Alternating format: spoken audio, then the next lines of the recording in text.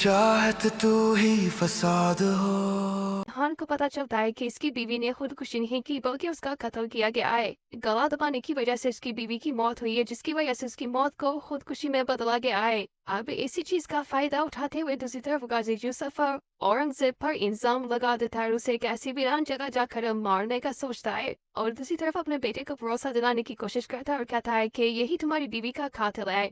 लेकिन अब दूसरी तरफ से सिंहान कहता है इसी ने मुझे ये मशवरा दिया है कि अपनी बीवी का पोस्टमार्टम करो, जिसकी वजह से हकीकत सामने आएगी। अगर वो ऐसा करना चाहता तो वो मुझे ऐसी बात नहीं कहता ऐसे जिक्रिया और गाजी यूसुफ का सच सामने ना जाए। फिर सिंहान राय हैंड राइटिंग पर भी एक सवाल उठाता और कहता है एलफ की हैंड राइटिंग में जानता हूँ, ये खत में साफ साफ है एलफ की हैंड राइटिंग नहीं है। इससे गाजी यूसुफ का और शक बढ़ जाता है कि सिंहान को कुछ तो सबूत मिल रहे हैं जिसकी बिना पर वो ऐसी ऐसी बातें कर रहा है। अब उसे शक बढ़ने की बिना पर वो औरंगजेब को रास्ते से हटाने की पूरी प्लानिंग कर चुका है।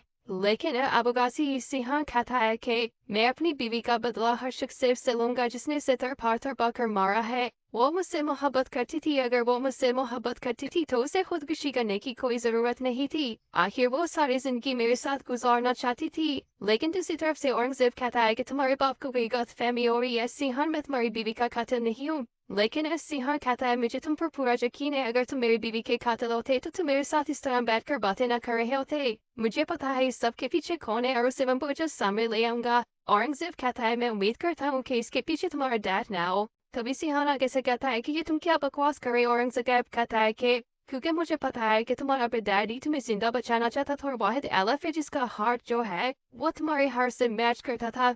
ये बात सुनते ही सिंहान का शक बढ़ जाता और एलफ की कब्र पर वापस चला जाता है। जब जब उसे एलफ की याद आती है वो एलफ की कब्र पर बैठकर रोता है और अपने आप को संभाल नहीं पाता और कहता है एलफ मैंने तुम्हारे लिए दुनिया छोड़ने का फैसला किया था, लेकिन अब मैं नहीं जानता था कि मैं इस दुनिया में रह जाऊंगा और तुम मुझे छोड़कर चली जाओगी। अब एलफ और दूसरी तरफ सिंहान का जो रिश्ता था वो तो वैसे ही खत्म हो चुका है मौत की वजह से। लेकिन जैसे ही गाजी यूसुफ उन रिपोर्ट्स को देखता है जिसमें साफ साफ लिखा होता है कि एलफ का हार्ट ट्रांसप्लांट सिंहान के अंदर किया गया है, तो वो एलफ से और सिंहान से इस शत को छुपाने के लिए सब कुछ प्लानिंग कर रहा था।